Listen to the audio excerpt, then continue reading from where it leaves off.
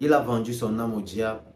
Arrivé à l'université, son envie pressante de réussir l'a poussé à toquer à des portes dont il ne fallait pas. Son envie pressante de réussir l'a poussé à entrer dans des sectes et des cercles dont il ne fallait pas. Ça, ce sont des paroles de certains moments qui m'ont accueilli dans ce monde, qui m'ont vu grandir et déployer mes ailes pour m'envoler. Si tu veux savoir de quoi il s'agit, reste jusqu'à la fin de cette vidéo.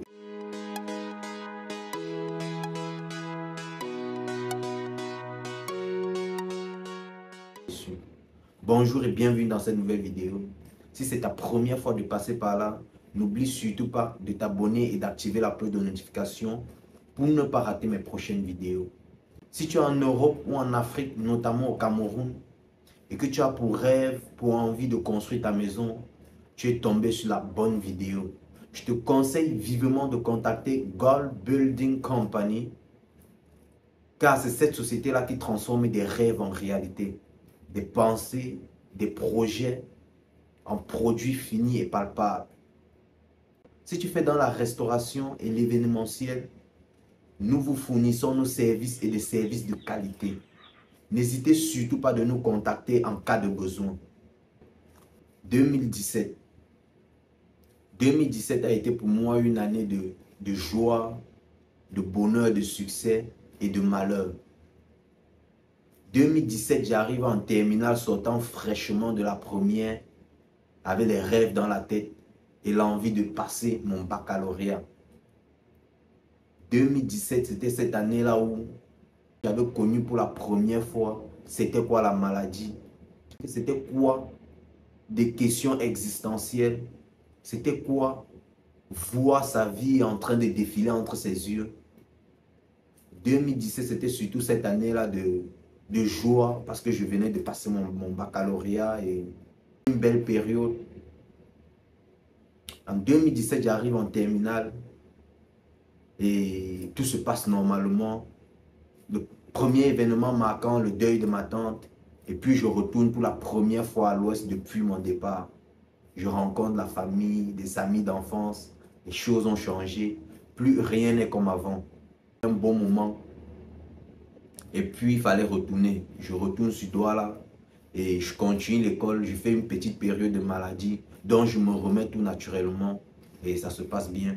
Je vais jusqu'en fin d'année. Je compose mon bac et cette année-là, j'avais décidé de retourner pour profiter de la famille, profiter des amis. Donc, j'étais retourné pour les vacances. Tout se passait très bien.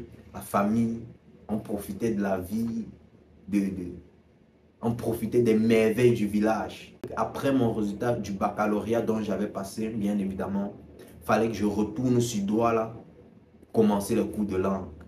Donc, j'avais arrêté et je suis retourné sur Douala. Un bon moment, j'étais allé m'inscrire. Mais là, je ne savais pas que c'était le début d'une période assez sombre de ma vie. Je m'inscris au cours de langue. Au bout de 2-3 semaines, je commence à ne pas me sentir bien. Et j'étais un enfant très têtu, je tiens à le préciser. Et à la maison, je n'entretenais surtout pas de bonnes relations avec ma maman. Donc, je lui disais absolument rien. Et tous les jours, je sentais ma santé se dégrader. Mais j'en parlais pas, j'en parlais absolument à personne. Et puis à la maison, j'étais à la recherche de cet amour maternel que j'arrivais pas à trouver parce que je ne m'exprimais pas. J'étais toujours dans ma chambre, dans mon coin. Et à un moment donné, le cerveau était saturé. Physiquement, ça ne donnait plus. J'avais décidé de quitter la maison pour 2 semaines. De quitter, histoire de m'échanger d'idées, de me ressourcer avant de revenir. Mais là, c'était la mauvaise décision que j'avais prise. Je quitte la maison, je m'en vais chez une autre de mes mamans. Je quitte la maison, je m'en vais chez une autre de mes mamans. Et au bout d'une semaine, c'était la chute. J'arrivais plus à tenir debout. Je commençais à être l'ombre de moi-même. Et puis arrivé là-bas, c'était très compliqué. Je décide de revenir à la maison. Et là, c'était vraiment le début d'une période assez sombre. Je reviens à la maison. Au coup, j'étais obligé de disparaître parce que j'arrivais vraiment plus à tenir. Et quand je reviens à la maison, ma maman me voit. Elle est dépassée par par l'enfant dont elle est en train de voir. Dépassé par celui que j'étais devenu. Dépassé par ma perte de poids. Déjà, je n'étais pas quelqu'un d'assez robuste. Donc, il y avait une perte de poids excessive. Et elle était dépassée. Et aujourd'hui, si je suis aussi assis ici, c'est grâce à ma famille. Si en ce moment-là, ils avaient un peu dormi, je pense que je ne serais pas là aujourd'hui à vous raconter cette histoire. Parce que c'était une période assez triste. Et une période aussi dont j'étais beaucoup fermé. Parce que je me dis, si j'étais un enfant ouvert, tout ce qui s'était passé ne se serait pas passé. Si j'étais un enfant un peu ouvert à cette période-là, tout aurait pu être anticipé et mieux géré, si je peux le dire ainsi.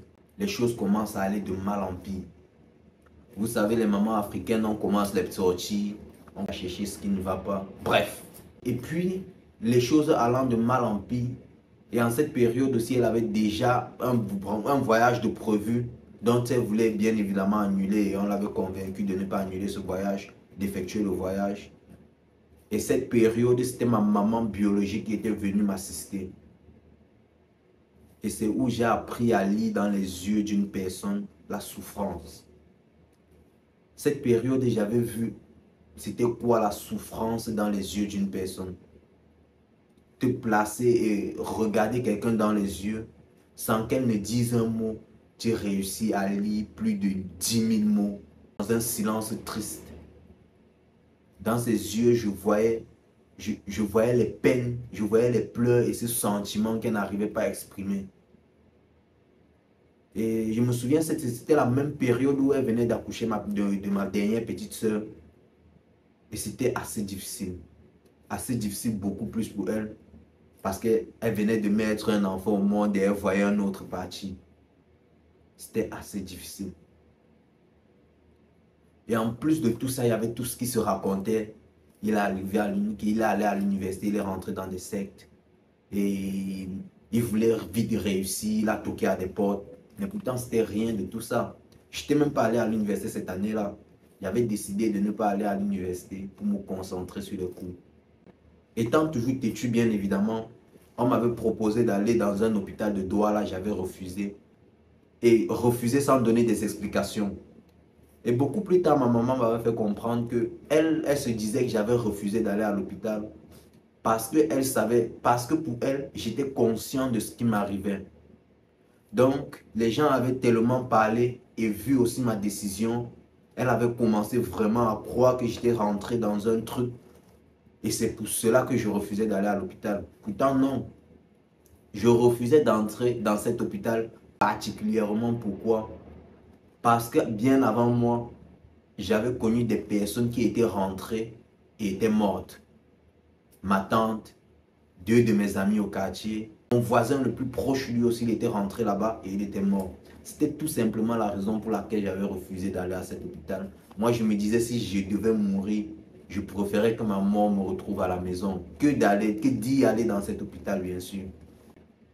Et je me souviens, il y avait ma tante qui venait à la maison chaque fois me regarder.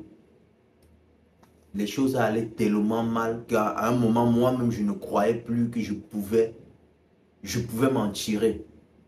À un moment donné, je me disais, la vie décidera et moi, je ne pourrais que subir. Dans tous les cas, je finirais par guérir. Et dans ma tête, j'étais psychologiquement préparé. J'avais deux sortes de guérisons qui devaient y être. Soit de la mort, soit de la guérison totale et que je continuais ma vie. Heureusement pour moi, et c'est la deuxième option qui s'est avérée, raison pour laquelle je suis là pour partager cet événement avec vous. Et ma tante était venue à la maison à cette période-là. Elle m'avait regardé et puis, enfin, on était tous là ensemble. Et puis elle s'est levée, elle allait, elle pleurait et je l'avais vue. C'était une période assez triste. Et en ce moment-là, vraiment que j'avais pris conscience de ma souffrance, conscience de ma situation. Et j'avais demandé à ma maman de retourner au village. Elle voulait que j'y retourne avec elle, je refusais. Je refusais tout simplement pour tout ce qui se disait. Pour tout ce qui se disait, en ce moment, je n'étais pas prêt à y retourner et à faire face à ces réalités-là, à tout ce qui se disait. Moi, je voulais juste être posé. Et c'était aussi un moment où j'avais compris vraiment le sens de l'amitié. le poids du mot amitié. C'était une période qui avait été révélatrice, révélée qui était véritablement là pour moi, avec qui vraiment je pouvais continuer à traîner. Déjà que je ne marchais pas avec beaucoup de personnes, dans mon entourage, je faisais toujours des sélections. Donc au quartier, je marchais bien évidemment avec deux personnes qui avaient été absentes ce moment-là et dont j'avais vraiment été marqué. Des gens dont je ne m'attendais pas. Et vraiment, la seule personne qui était restée présente à mes côtés en ce moment, c'était mon camarade de classe, Kadji, que je salue d'ailleurs, qui quittait de chez lui pour venir loin chez moi avec sa PS. Il branchait, on passait du temps, ce qui me permettait au moins d'échanger d'idées. Il était le seul qui était resté. C'est où j'avais compris, à la sortie de cette maladie, j'avais décidé de faire un tri dans mon entourage, un tri dans ma vie, savoir avec qui traîner et avec qui ne pas traîner. J'avais tout simplement mis les priorités. Parce que j'avais compris que traîner ensemble ne fait pas de nous des amis.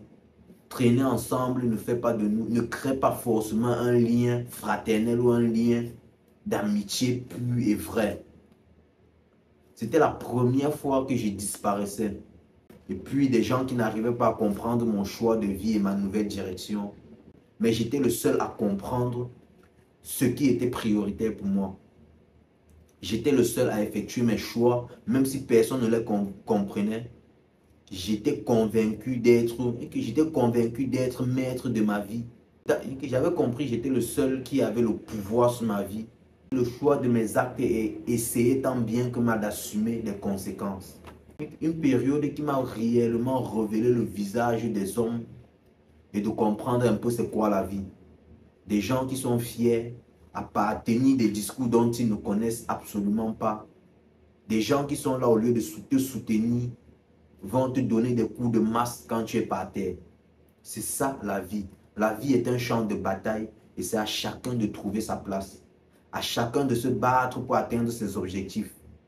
Et savoir que quand tu tombes, les seules personnes vraies, ce sont des gens de la famille. Même si aujourd'hui, je n'arrive pas vraiment à le dire ou à le vivre, mais les seules personnes vraies et les seules personnes vers qui tu peux te tourner si tu es au sol, c'est ta famille. Même si tu fais quoi, ta famille ne te tournera jamais le dos. Les seules personnes vraies, ce sont des gens de la famille. C'est vrai que tu peux rencontrer des gens qui t'apportent beaucoup plus que ce que la famille peut t'apporter. Ça, ce sont les surprises de la vie. Mais les seules personnes qui resteront à tes côtés, malgré tes défauts, tes erreurs, ce sont les gens de la famille. Même si en interne ça boude, même si en interne on dit quoi, tu restes un enfant de la famille. C'était ça ce que j'avais compris. Et à partir de là, je faisais des choix conséquents. Je faisais des choix conséquents. Profitez de la vie car elle est belle et elle est aussi courte. Profitez parce qu'on ne sait jamais le temps de la fin. Profitez avec ceux que vous aimez et partagez l'amour autour de vous si nécessaire.